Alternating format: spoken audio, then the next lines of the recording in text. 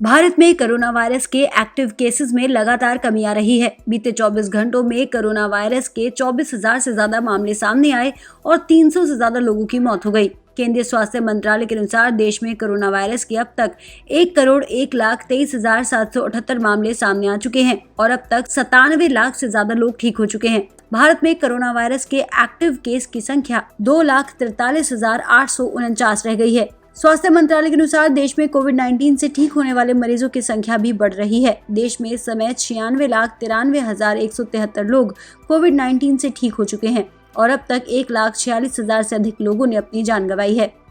बीते 24 घंटों में 5,391 एक्टिव केस कम हुए हैं। एक्टिव केस की दर 2.80% हो गई है। वहीं रिकवरी रेट बढ़कर 95.75% हो गया है। देश में कोविड-19 की जांच का आंकड़ा अब 16 करोड़ की संख्या को पार कर चुका है।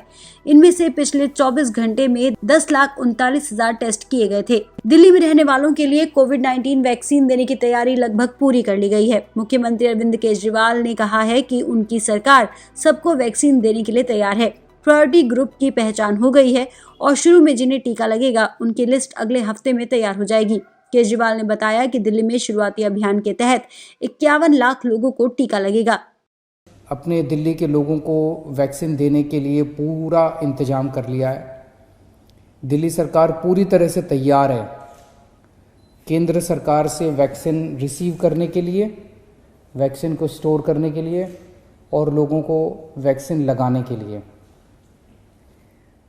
केंद्र सरकार ने 3 किस्म के प्रायोरिटी लोगों को लिस्ट बनाई है कि सबसे पहले इन्हें दिया जाएगा वैक्सीन,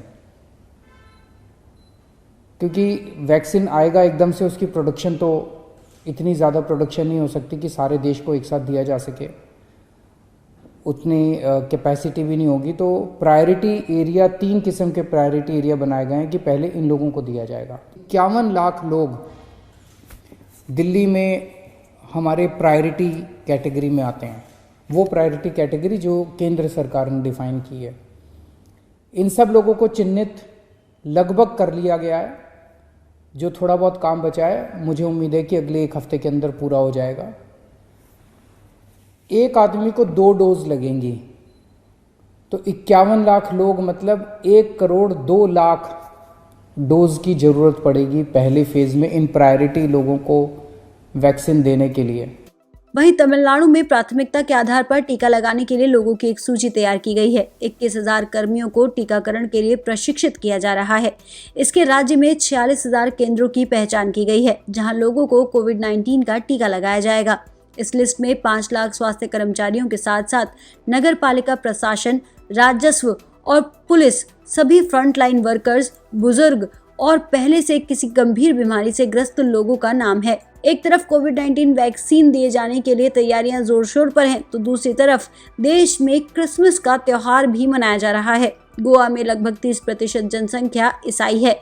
इसके साथ ही कोविड-19 की रोकथाम के लिए गोवा में सरकार ने दिशा निर्देश जारी कर दिए हैं। अधिकारियों ने बताया है कि विभिन्न स्थानों पर मध्य रात्रि के बाद डांस आयोजन की अनुमति नहीं दी जाएगी। कोविड-19 का आंकड़ा भले ही कम हो रहा हो, लेकिन राजस्थान कोई भी छूट देने को तैयार नहीं है। राजस्थान के ज्यादातर शहरों में 31 दिसंबर को नाइट कर्फ्यू लगाए जाने का ऐलान किया गया है। राजस्थान सरकार ने राज्य में 1 लाख से अधिक आबादी वाले सभी शहरों में 31 दिसंबर की रात नाइट कर्फ्यू लगा दिया है।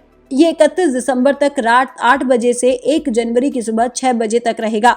सरकार के आदेश के बाद अब राज्य में नए साल के अवसर पर किसी तरह की पार्टी का आयोजन नहीं किया जाएगा।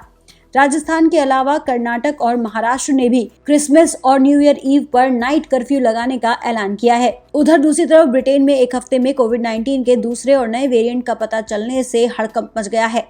हेल्थ सेक्रेटरी मैट हैनकॉक के मुताबिक नए वेरिएंट के 2 मामले सामने आए हैं और दोनों ही संक्रमित कुछ दिन पहले साउथ अफ्रीका से लौटे थे। ब्रिटेन ने साउथ अफ्रीका से आने वाली फ्लाइट्स पर टेम्परेरी बैन लगा दिया है।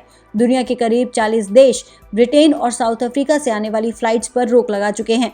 वहीं विदेशी देशों में कोरोना वायरस के नए वेरिएंट मिलने के बाद भारत सरकार भी हरकत में आ गई है। यूनाइटेड किंगडम से भारत आ रहे यात्रियों की कड़ी निगरानी के बावजूद दिल्ली एयरपोर्ट पहुंचे 5 कोविड-19 संक्रमित यात्री नदारद हो गए। लापता 5 लोगों में से मंगलवार रात 3 का पता लगा लिया गया। उन्हें राजधानी के लोकनायक अस्पताल में भर्ती कराया गया है, जबकि एक व्यक्ति अपने शहर लुधियाना पहुंच गया था तो दूसरा आंध्र प्रदेश पहुंचा था। इस तरह से कोविड-19 के नए वेरिएंट को लेकर भारत सरकार भी पूरी तरह एहतियात बरत रही है। विश्व की बात करें तो कोविड-19 का कुल आंकड़ा 7,85,00,000 की संख्या पार कर चुका है और नए वेरिएंट के मिलने के बाद ये समस्या और बढ़ती नजर आ रही है। इस बीच शासन प्रशासन सभी लोगों से मास्क पहनने और सोशल डिस्टेंसिंग बनाए रखने की अपील करता है।